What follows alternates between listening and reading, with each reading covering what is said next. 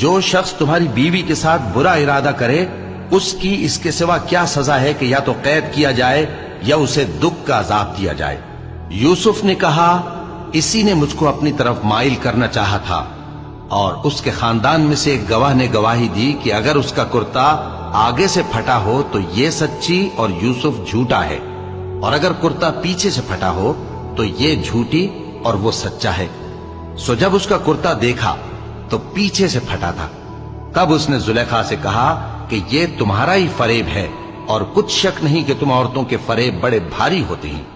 یوسف اس بات کا خیال نہ کر، اور زلیخا تو اپنے گناہ کی بخشش مانگ، بے شک خطا تیری ہی ہے۔ اور شہر میں عورتیں گفتگویں کرنے لگیں کہ عزیز کی بیوی اپنے غلام کو اپنی طرف مائل کرنا چاہتی ہے اور اس کی محبت اس کے دل میں گھر کر گئی ہے، ہم دیکھتی ہیں کہ وہ کھلی گمراہی میں ہے۔ پھر جب زلیخا نے ان عورتوں کی گفتگو